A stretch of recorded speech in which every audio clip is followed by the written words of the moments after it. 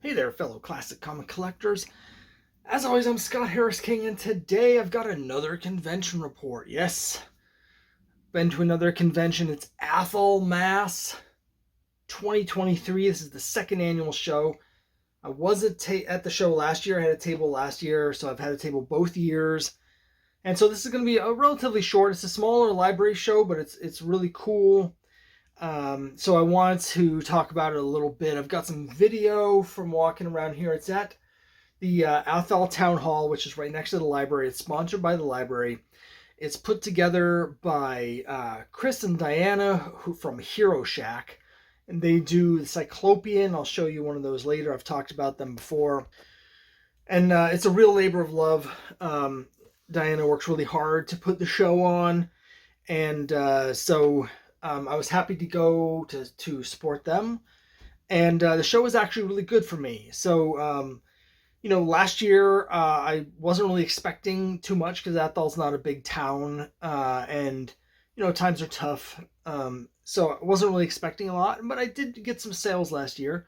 But this year I actually did better. I mean, a big thing for me was actually having Quest #1, particularly the D&D edition. That sold really well, and that's a higher end because it's got extra pages with the gaming material, and it's limited edition. It's only 200 printed, so I sell those for more than the regular version, about twice as much. But they still are selling well because they are really cool. So that did really well for me, and as a result, like the amount of money that I got this year was significantly more than last year, and it was pretty much all due to the Quest #1. So that was great. Was kind of in a hurry. I forgot some stuff, so I didn't have some of the knickknacks like the magnets and stuff that I normally have. So this is the first time I've had a show where I only sold comics. Nobody bought any of the cool prints, which is a little unusual. Usually the prints actually do better than the comics, but all comics. So that's great. I like selling the prints. They're cool and they help me, make my table fee back. But I'm really here to tell stories. So I would rather make a lot less money selling a comic than make more money selling a print. So it was great for that as well. Now, all of the people that were tabling, all of the other comic creators, they're all indie comic creators from the Massachusetts area. I think one of them was from New Hampshire. But they're all people that I've tabled with before at one show or another. So that was cool. I've been to enough of these over the last few years now where there is a bit of a community. Like, I know people at all the shows. I don't always know everybody, but I know a lot of people. In this case, I kind of knew everybody. So that was really cool. And I did buy some comics. They're all going to be comics that I've talked about before, because they're all from people that I've tabled with before. So everybody's stuff that I've bought here, I've bought from them before. So you'll recognize not just the creators, but a lot of the series and the titles as well. We had a little panel, which they had in the main room at the same time as, like, last time it was in the building next door, and it felt like we didn't get a lot of attendance over there, and it was drawing people away from the crowd. So this time they decided to try it in the main room. I'm not really sure that worked out. People, it just made it a little bit harder to hear things when people were talking. And I don't know. I'm not sure. I'm still not sure we got more people paying attention.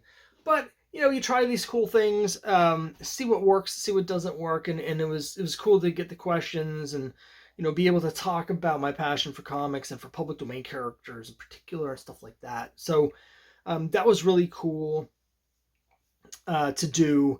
So overall, and one thing that I think is great about the show is that it's only 5 hours long. It starts at 10, ends at 3.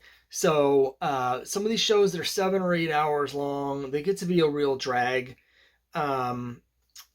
You'll have hours at a time where there's just nobody coming in or nobody at your table, no one's buying stuff, and you're just kind of staying there.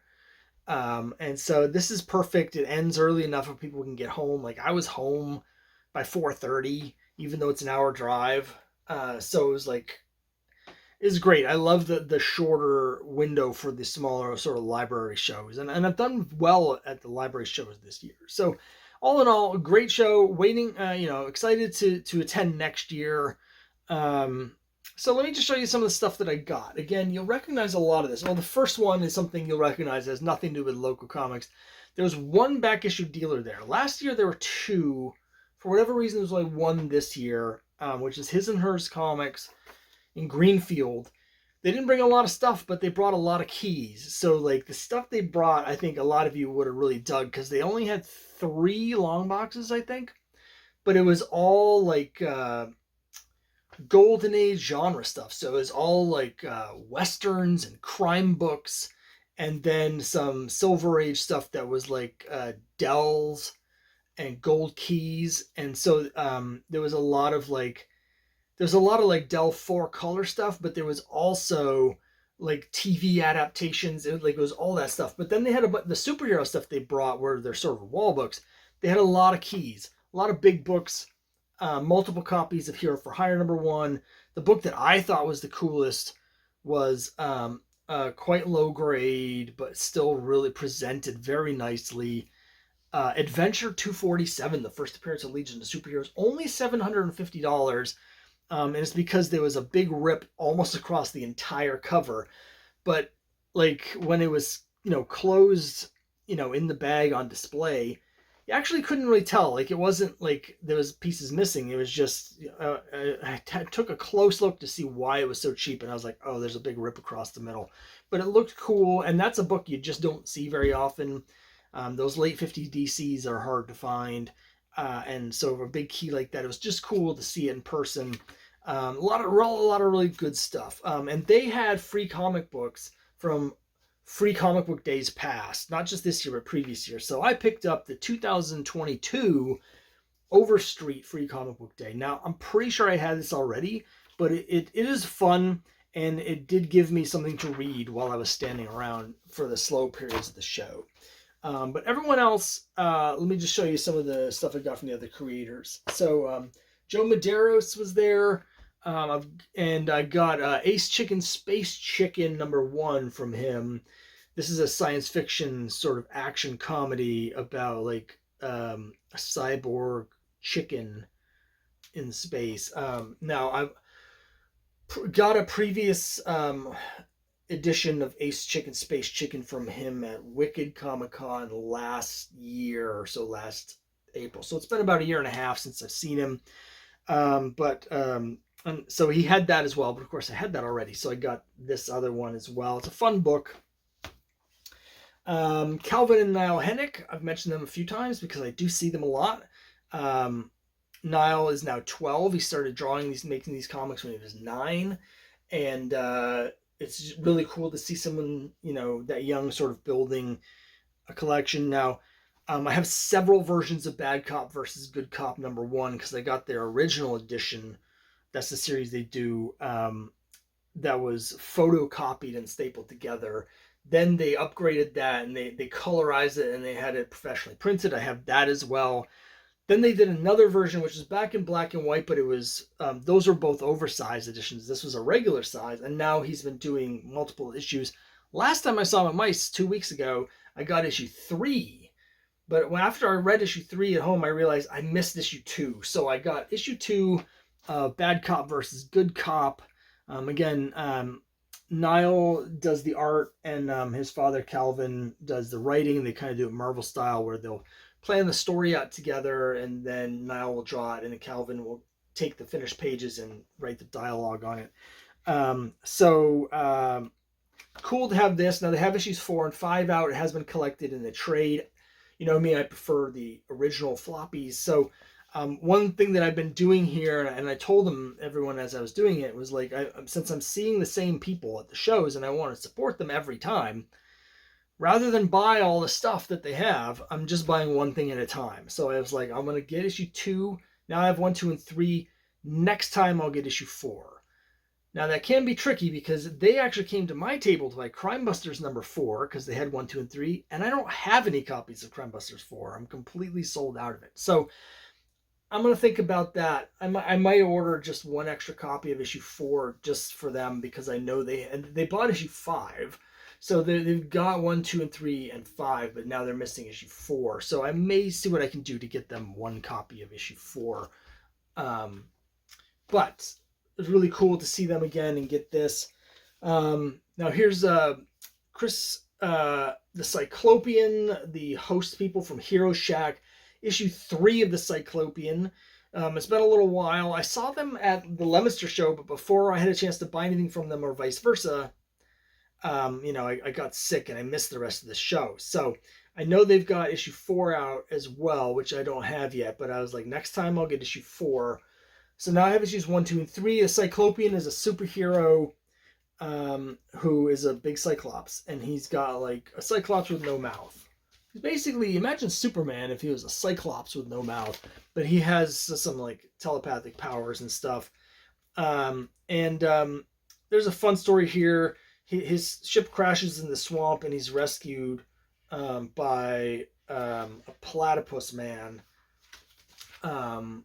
So the platypus guy manages to revive him, and then the bad guy in issues 2 and 3 and into issue 4 is I'm trying to remember what her name is. It's Queen something or other. Queen Swarm, is it? Queen Sting. So she's a woman who basically was killed by mutant bees.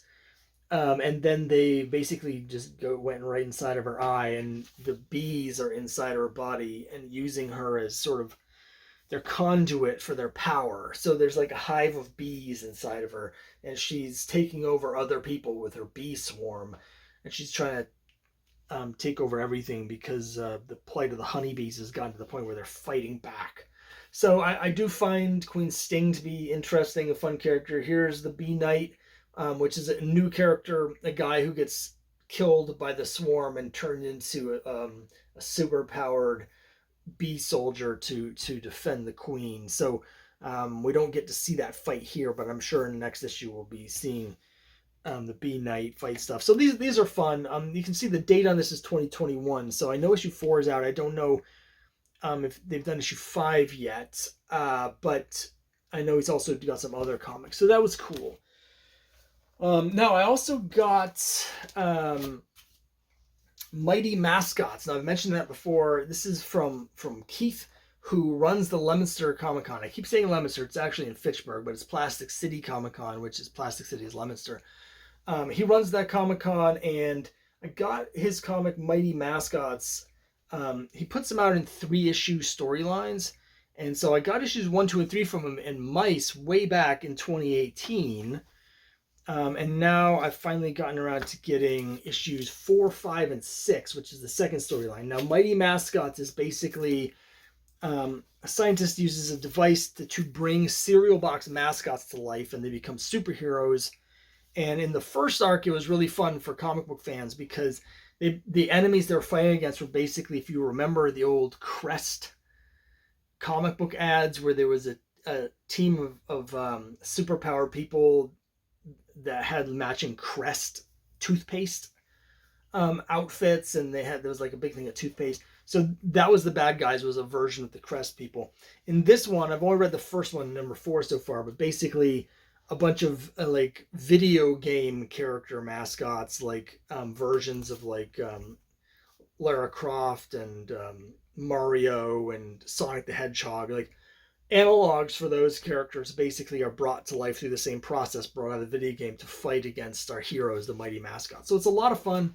He does a lot of really cool like tie-in stuff, like other merchandise and stuff. He's got trading cards, which, and I love my trading cards, but he's taken a step further because he actually has designed like the wax wrappers, like they used to come in like baseball card packs back in the day. And there's some company that actually does custom packs of cards. They still have the old machines from the 70s that do those. And so he's got the wax pack wrapped in the paper, so you can actually buy a pack of cards and open it.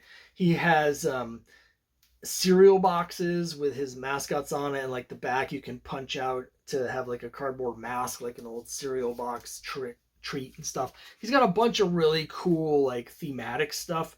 So I'm looking forward to reading issues 5 and 6. And again, he does have issues 7, 8, and 9 out as well, but I was saving those for later. Now, these are much cheaper than most indie comics, which tend to be very much more expensive than stuff at a comic store. So you can see these are actually cheaper. These were done through Alterna Comics, which he no longer is associated with, I think. Probably shouldn't get in the weeds on that because I don't know the details, but I'm pretty sure he's not working with Alterna anymore. But they're a company that does their stuff on old school newsprint, so it's like extra cheap paper. And it gives you the feel of the old school comic, so they're able to also do it cheaper. So that's really cool. And there's a lot of good feel for the comics. They feel like classic comics. And then finally, I got a pack of stuff here, which I'm going to bust open from Mike Wagner. Now, one of the first shows I did, maybe the first show I ever did in 2019, was a show way up in Vermont, up in Burlington. Way up in Burlington, Vermont, and which is a long haul for me. It's like 3 hours, and I went up there, and Mike is a comic creator from up in Vermont, and I got a couple things from him. I got an issue of he works for Lucky Comics, where they do a lot of works with Lucky Comics. They do a lot of public domain things, and I got an issue of Beetle Girl, which is basically they've created a legacy character she's the granddaughter of the original Blue Beetle. So she has the Blue Beetle costume and the Blue Beetle powers. She's called Beetle Girl. So I've got an issue with that, and he's got a luchador that fights demons named El Diablo Azul, the Blue Devil. And I got an issue with that. So he has these he works on tons of comics because he does a lot of lettering for other people. So he had all these packs of grab bags of random comics, and it was $10 for 5 comics plus a mini comic. So now they were sort of mystery. I didn't know what I was going to be getting.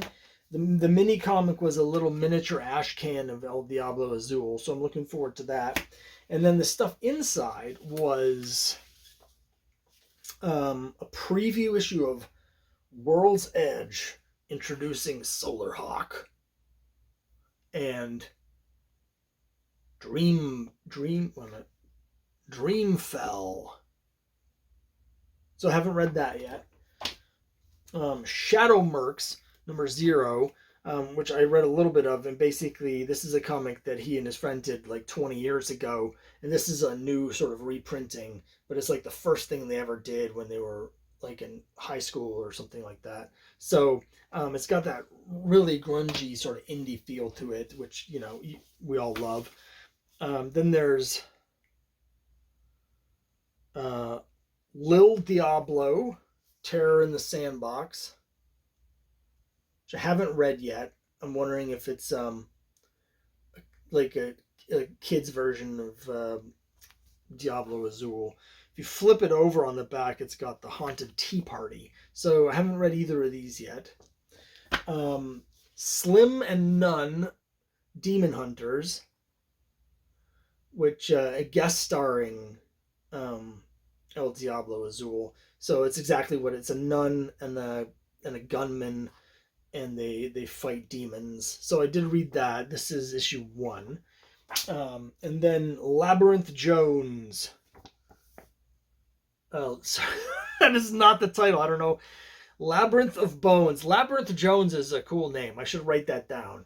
I don't know why I misread that as Labyrinth Jones, but it's not a bad name for a character. Labyrinth of Bones.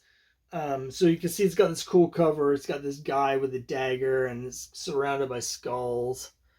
And it says on the back, "When love dies, vengeance is all that remains." So I haven't read this, but it's clearly a fantasy comic, which of course I'm really into. So anyway, got a lot of cool stuff, a lot of cool indie stuff from a lot of cool indie creators that, again, we've got, are all local. They're all people that I know. So I was excited to get all these and support all of them and spread the word about the cool stuff that everybody's out there doing. So all in all, great show. Had a good time. So that's it for this time. Let me know what you think down below, and I'll see you next time.